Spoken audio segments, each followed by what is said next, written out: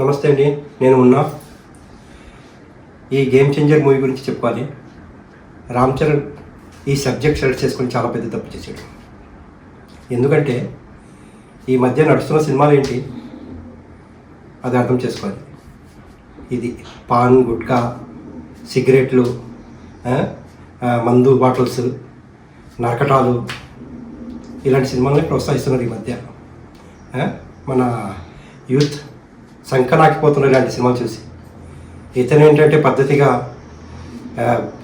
తప్పు చేయకూడదు, రాజకీయాల గురించి చెప్పాడు, కలెక్టర్ పొజిషన్ ఏంటో చెప్పారు, పోలీస్ వ్యవస్థని అన్ని సినిమాలు కించపరుస్తుంటే ఈ సినిమాలో హైలైట్ ఐపీఎస్గా అది ఇది, కానీ పోలీసుల్ని బదనాం చేయాలి, ఇది అది, అలాంటి సినిమాలు నడుస్తున్నాయి. ఇది మన రామ్ చరణ్కి అర్థం కాలేదు. ఇక్కడే పెద్ద తప్పు చేశాడు.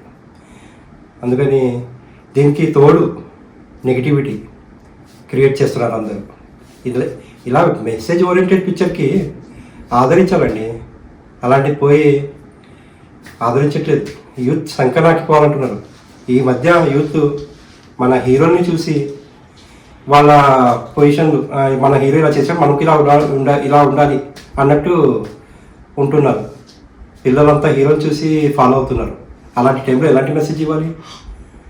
ఆ మెసేజ్ ఇద్దాం అంటున్నాడు. అది తప్ప? కానీ తప్పు చేసాడు. సినిమాలు కలెక్షన్ కోట్లు సంపాదించుకోవాలంటే ఎలాంటి సినిమాలు తీయాలి? ఇలాంటి పాన్ గుట్కాలు నోట్లో పెట్టుకొని ఇలాంటి సినిమాలు తీస్తే కోట్లు వస్తాయి. అంతేగాని ఇలాగా డబ్బులేని రాజకీయం చేయాలి, వ్యవస్థ బాగుండాలి అని ఆలోచించే సినిమాలు తీస్తే నడవట్లేదు. అంతేనండి. ఇంకా ఐటమ్ సాంగ్స్ పెట్టాలి. మర్చిపోయాడు రామ్ చరణ్. ఐటమ్ సాంగ్లు ఉండాలి. అలాంటి ఏం పెట్టలేదు ఇందులో. ఇదంతా ఇలాంటివి పెడితే సినిమాలు నడుస్తాయి. మీకేమైంది? సంక్రాంతిలో మంచి సినిమా వచ్చిందండి, ఫ్యామిలీతో చూడవలసిన సినిమా. ఆ ఫ్యామిలీ ఆడియన్స్కి ఏమైంది? ఈ యూత్ అయితే ఎలాగో సంక్రాంతిపోతున్నారు. ఫ్యామిలీ ఆడియన్స్ చూడాల్సిన సినిమా ఇది. మీరు కూడా అలాంటి సినిమాల్ని ప్రోత్సహిస్తారా? పద్ధతి మార్చుకోండి. వెళ్ళి చూడండి సినిమా. ఎంత హైలైట్ ఉంది, ఎంత బాగుంది, ఒక నీట్నెస్, చాలా మంచి సినిమా, ఒక మెసేజ్ ఓరియంటెడ్ ఇచ్చారు. అలాగంటే ఇలాంటి సినిమాలని ఆదరించకపోతే అలాంటి సినిమాలు వస్తుంటాయి.